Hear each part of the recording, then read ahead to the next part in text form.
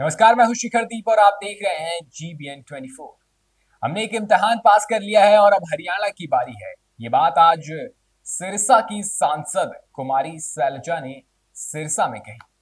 उन्होंने कहा कि वो पहले से ही कह रही थी कि पहले सिरसा और उसके बाद हरियाणा की बारी, और अब सभी मिलकर मेहनत करेंगे और सिरसा लोकसभा की सभी 9 विधानसभा सीटों को जीतेंगे।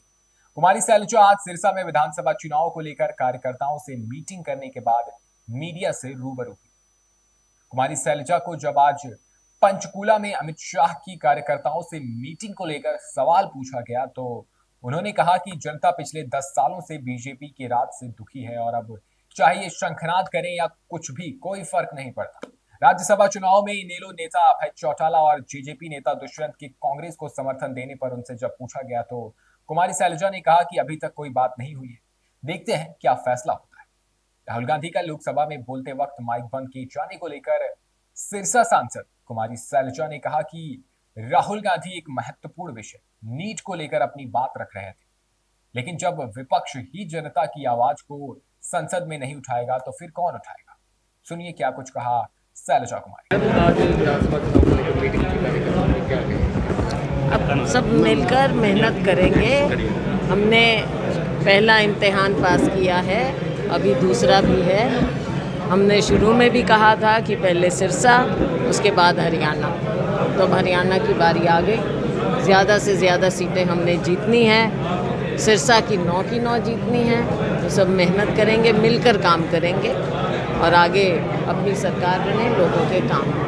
आज बीजेपी ने भी संघात कर दिया है, अमित शाह मीटिंग ले रहे हैं, क्या कहेंगे? देखो, उनको ज़रूरत है क्योंकि 10 साल उनकी सरकार बनी हो गई और लोग उनसे बहुत परेशान हैं, दुखी हैं। तो अब वो शंखनाद करें या कुछ भी करें, उनको अपना काम देखना है, लेकिन लोग अब कांग्रेस को चाहते हैं। लोकसभा में पहले दिन जिस तरह से राहुल गांधी ने सप्लाई देखो, ये बहुत ही एक परंपरागत बात रही है हमारे संसद की कि जब नेता प्रतिपक्ष खड़े होते हैं तो स्पीकर साहब, सभापति उनको मौका देते हैं, बाकी सबको बैठाकर उनको मौका दिया जाता है। ये परंपरा रही, लेकिन ना लोकसभा में ना राज्यसभा में परंपराओं को तो इन्होंने ताक पे रख दिया है और जो लोगों की आवाज़ उठाना चाहें वो आवाज़ उठने नहीं देना चाहते। राहुल जी आज लाखों बच्चों के भविष्य की बात उठाना चाहते थे।